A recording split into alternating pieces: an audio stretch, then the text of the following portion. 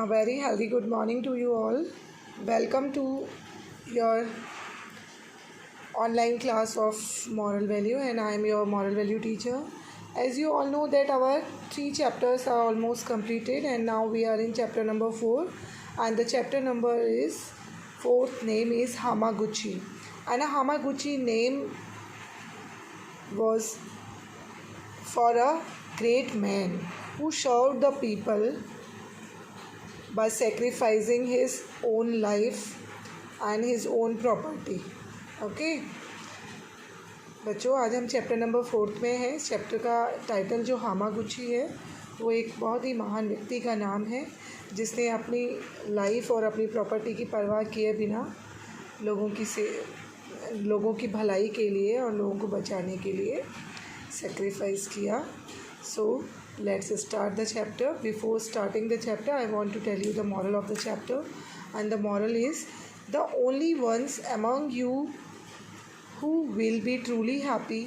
हम लोगों के बीच में सच्चा सुखी वही व्यक्ति है are those who have sought and found how to serve others.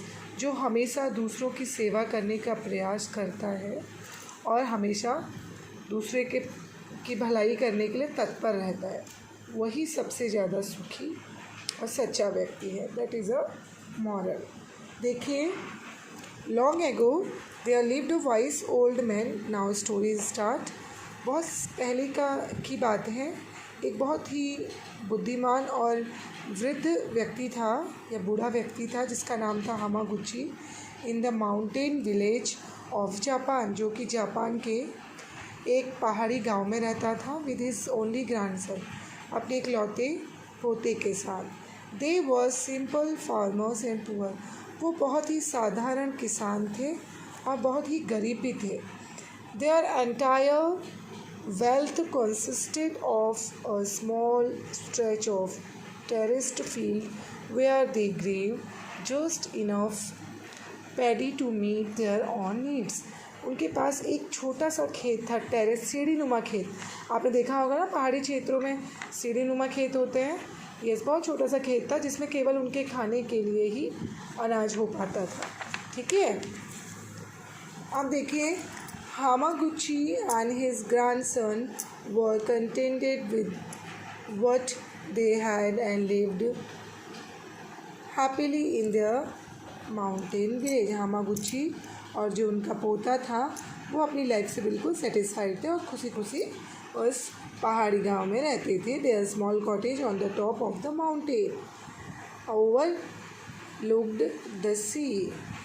On the sea shore was a village. उनका जो छोटा सा जो कॉटेज था, ये जो कुटिया भी कह सकते हैं आप, वो कहाँ पर थी? माउंटेन के बिल्कुल टॉप में थी, ऊपर थी, जहाँ से समुद्र बिल्कुल साफ दिखाई देता था और समुद्र के किनारे पर गांव बसा हुआ था.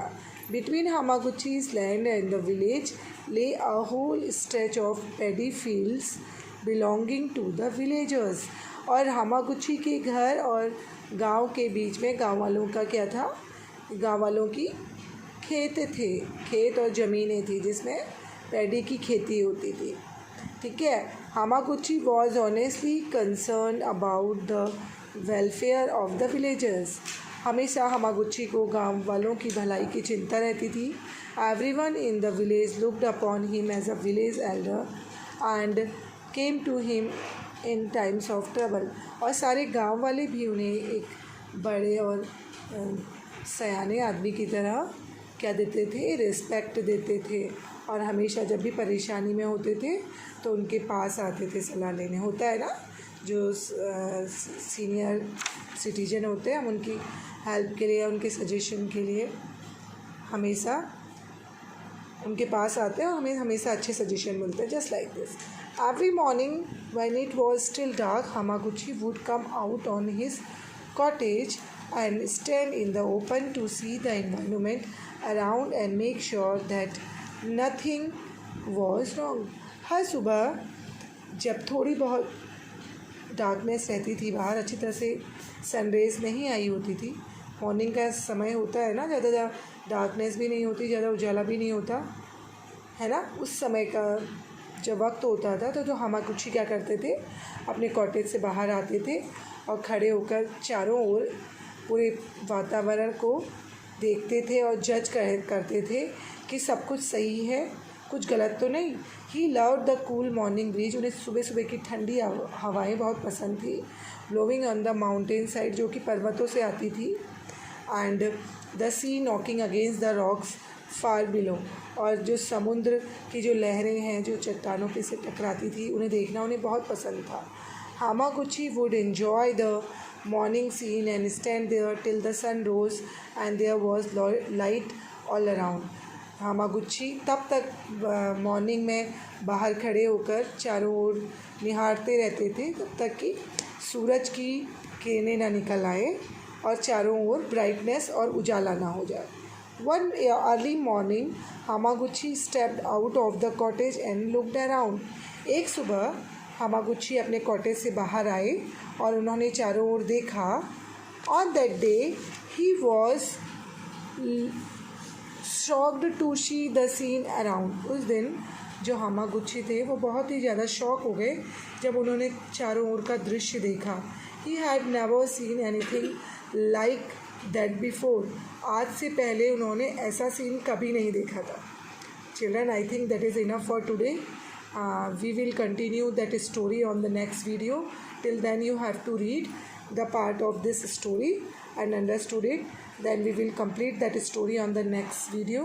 Till then, stay home and safe. Have a nice day.